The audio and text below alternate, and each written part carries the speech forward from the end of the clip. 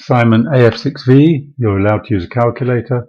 Answer all questions in the space provided. Number 1, 20 boys, 40 girls and 170 adults are members of a tennis club. 30 more children join the club. The number of boys is now 10% of the total. How many of the 30 children were girls? So we've got to see what you're thinking about here. We're talking about, let's just make it a nice size. We're talking about boys, girls and adults. So the boys and the girls together make children, and then there's adults as well. And we know that at the beginning there are 170 adults, 20 boys and 40 girls. So the total at the beginning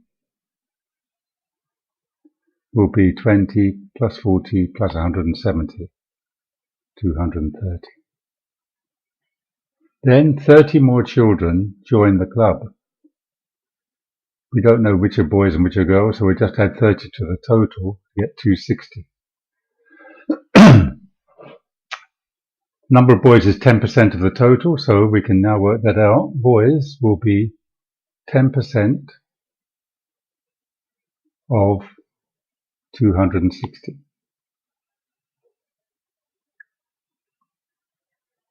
10 cancels, another 10 cancels, we're left with 26. So there are 26 boys altogether, but there were 20 at the beginning. So it means that 6 more boys have joined.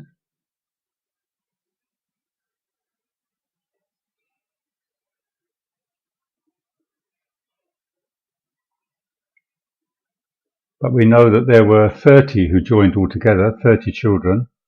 So the rest of them must have been girls. 30 minus 6 equals 24 girls who joined.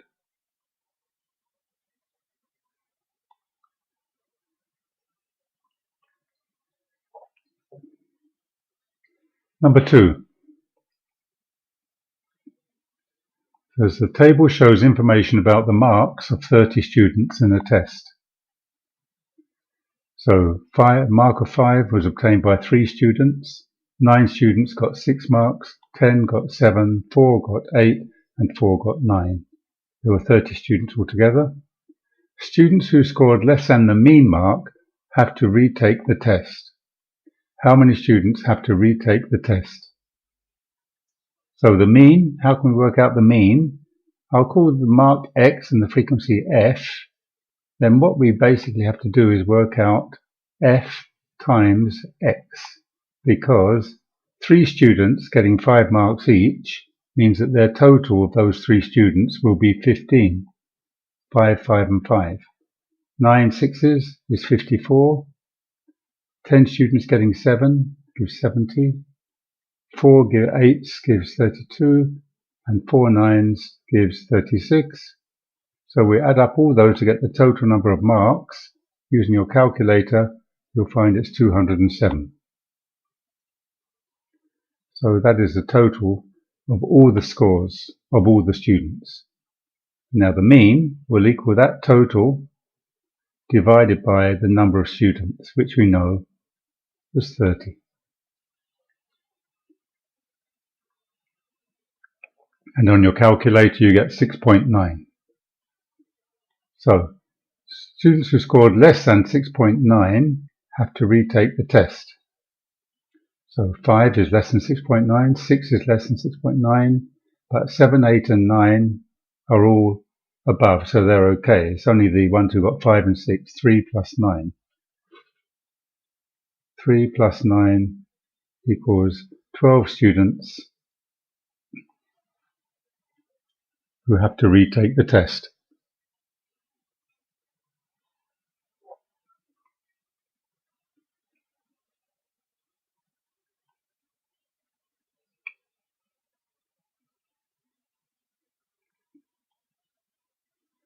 Number 3, work out the cube root of 8,000.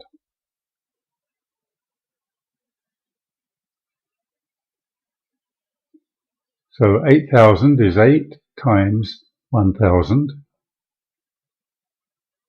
and the cube root of that whole number, 8,000, if I write it like this, cube root, we're allowed, with a product, we can take the cube root of each factor, cube root of 8 multiplied by the cube root of 1,000.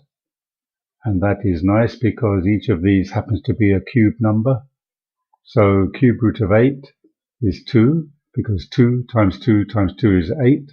And the cube root of 1,000 is 10, because 10 times 10 is 100 times 10 is 1,000. So 2 times 10, or 20, is the answer. Number 4, we have to work out the vector A minus B. I'll underline here to show their vectors. So to work with vectors, you just take the first component 3 minus the second component -1.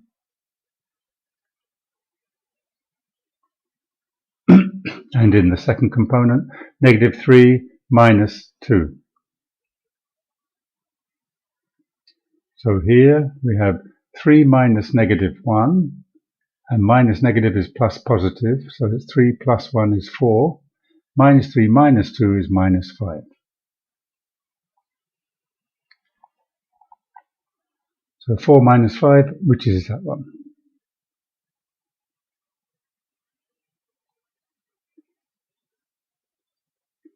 Circle the decimal which is closest to 4/13. So for that we use our calculator, and on the calculator 4 divided by 13 is 0.307692 ... So we've got to find which one is it closest to. So let's round this off to, well, in the answers we've got 3 significant figures, so let's do 3 significant figures.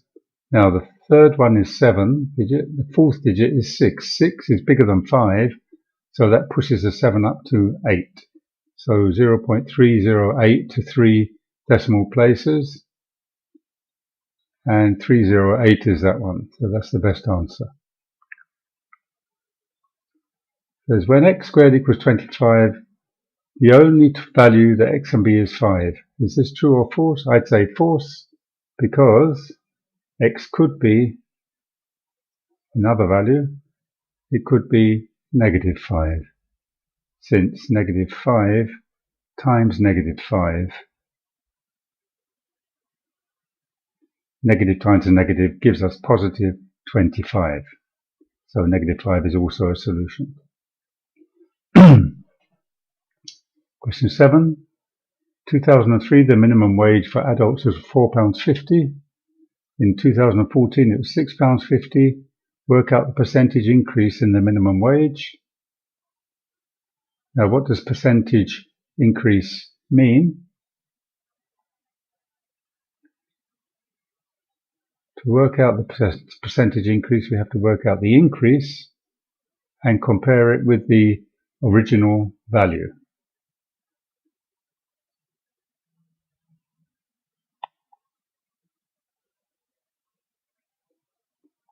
So it goes from 450 to 650. So the increase will be 650, the new price or new value, minus the old value 450, which gives us £2.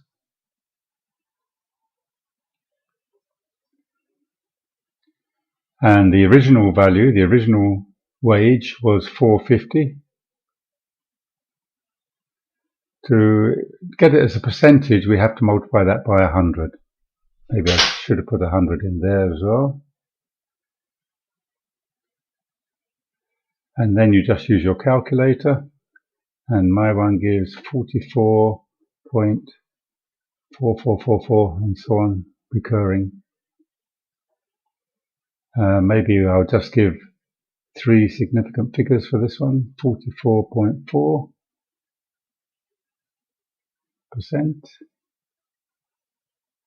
to 3 significant figures.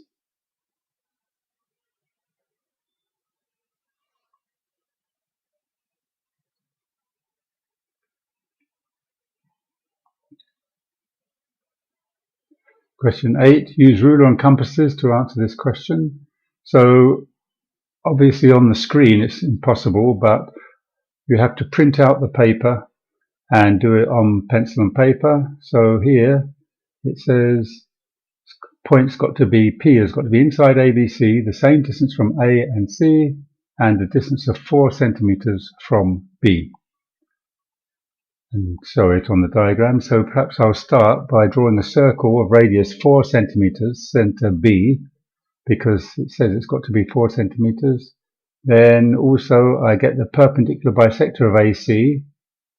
I draw the line through where those two arcs cross, and where that straight line meets the circle, that will be the point P inside the triangle, which satisfies all the conditions.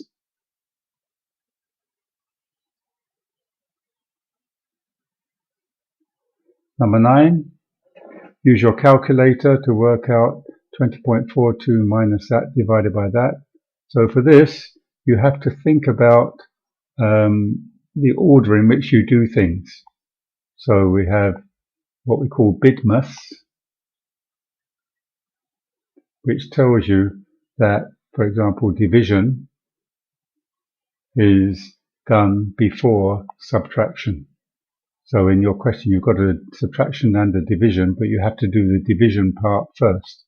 So you're going to use your calculator to work out that second part and then subtract it from 20.42 squared. It's just practicing using your calculator, and if you do it carefully, then I think you will find that you get 414 point. Now it does say write down your full calculator display. So you have to write down everything that you see. Your calculator may be slightly different from mine, but it should be more or less the same. I get that. Then use approximations to check that your answer to part A is sensible. You must show you're working. So let's round off these numbers here, approximating.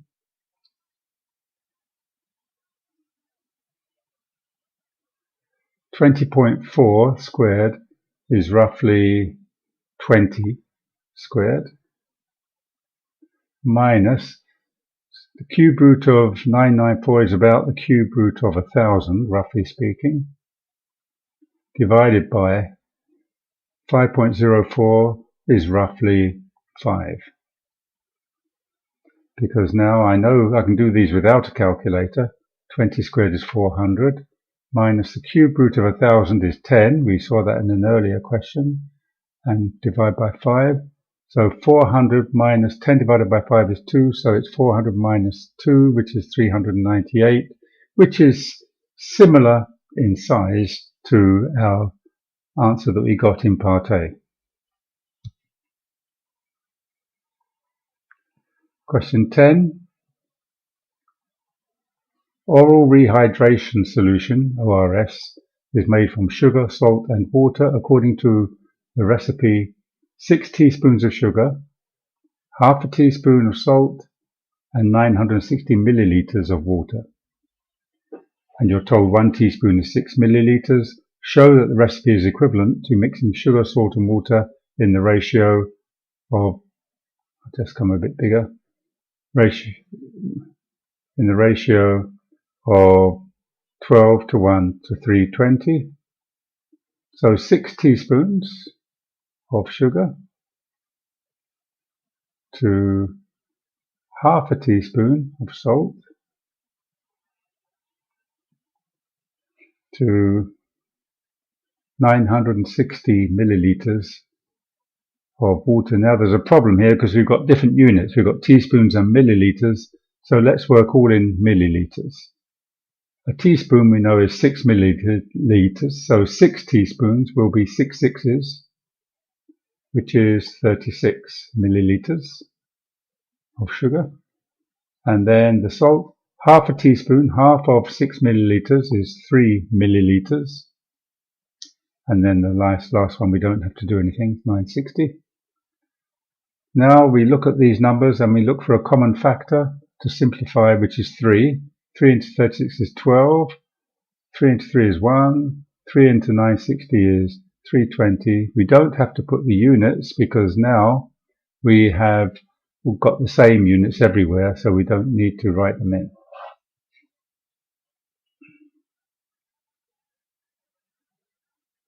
Number 11. Y is directly proportional to x. Which graph shows this? So proportional means as x goes up, y goes up. So it's not A or B or C, it has to be D. You can see it's just a straight line going up at a steady rate.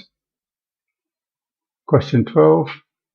A bag contains counters that are red, blue, green or yellow with these expressions. Counter is chosen at random. Probability of getting yellow is 12/23. Work out the probability that it's green. So it's quite tricky here. Let's think about the total number of counters. It's made up of adding all those expressions together. So the total number of counters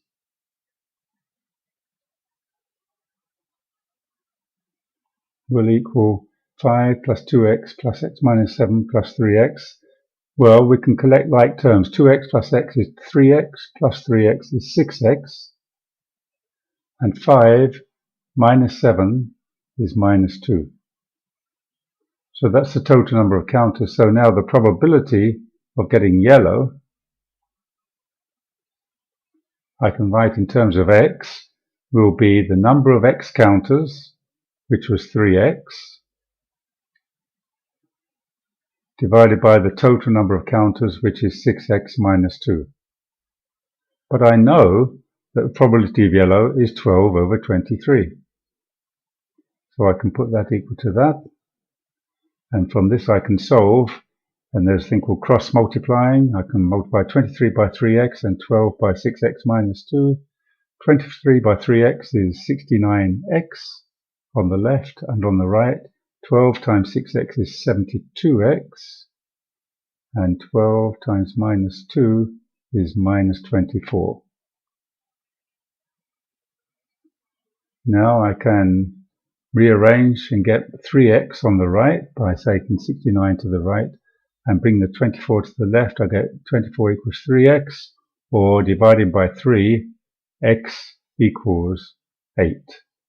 But be careful, that's not the answer. You have to look back to the question, work out the probability that the ball or the counter is green. Green is x minus 7, but we know that x is 8 now, so 8 minus 7 is 1. So there's one green counter, and the total 6 times x, 6 times 8 is 48, and 48 minus 2 is going to be 46. So there's 46 counters altogether. So therefore the probability of getting green is 1 chance out of 46.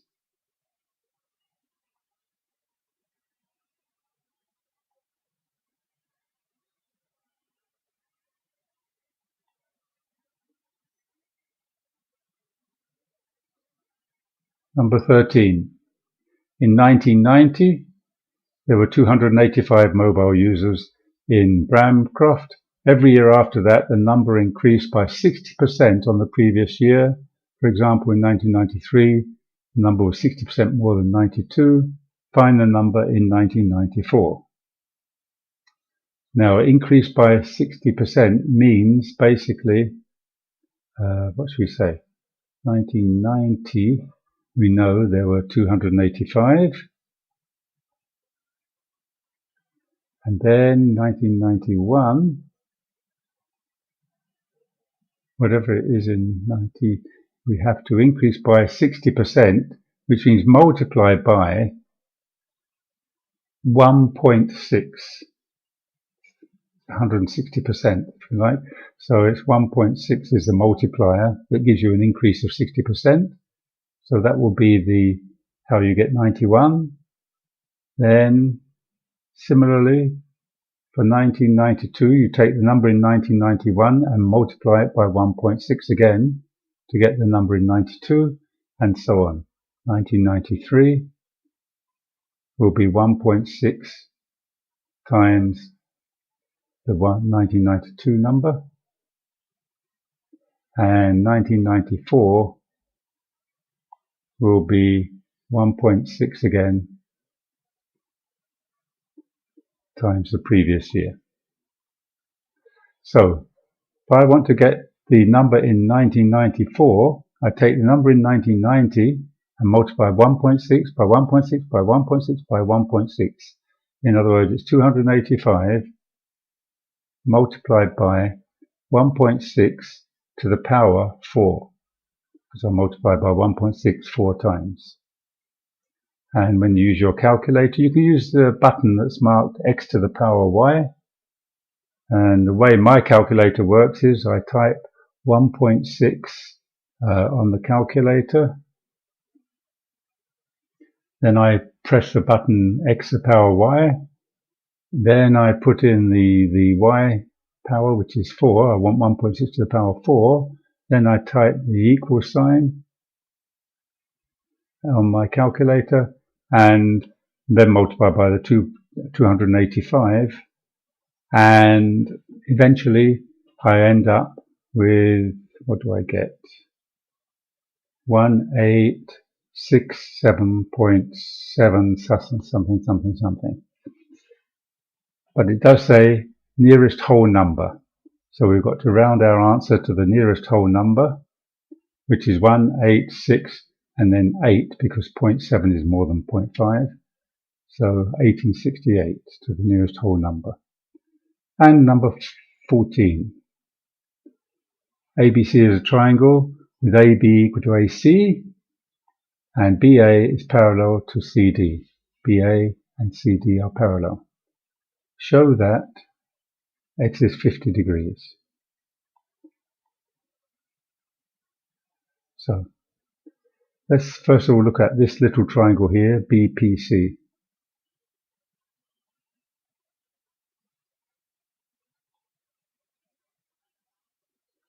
What do we know in that triangle? We've got 90, we've got 25, so we should be able to work out the third angle.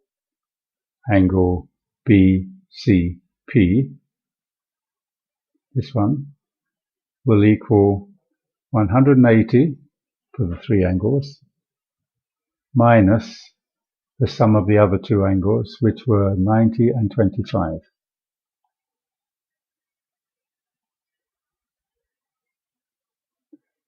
And that's 115, so 180 minus 115 is 65, I think it is. Yes, 65 degrees. That's angle BPC. Now, we know that AB and AC are equal, so triangle ABC is what we call isosceles, has two equal sides, and therefore the two corresponding angles are equal. So this angle here is equal to this angle here. So angle ABC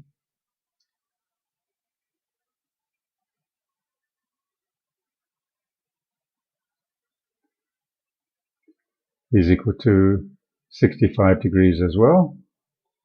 So we've got 65 and 65. From those, we should be able to work out the third angle in this triangle. So angle BAC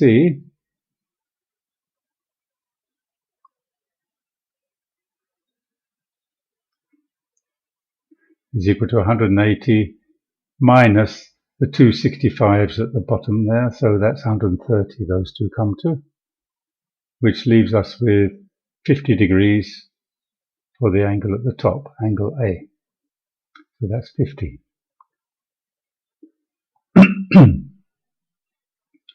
Now, we haven't used the fact that that line and that line are parallel.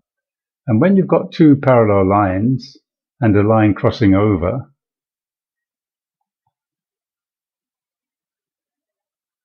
like this, then there are things called alternate angles, and that angle there is equal to this angle, the interior opposite angle, as they call it. So these are alternate angles. So compare that with the diagram we're given, and we can see that angle X is equal to angle A at the top there. They're alternate angles. So we know what A is 50 degrees, so X must also be 50 degrees.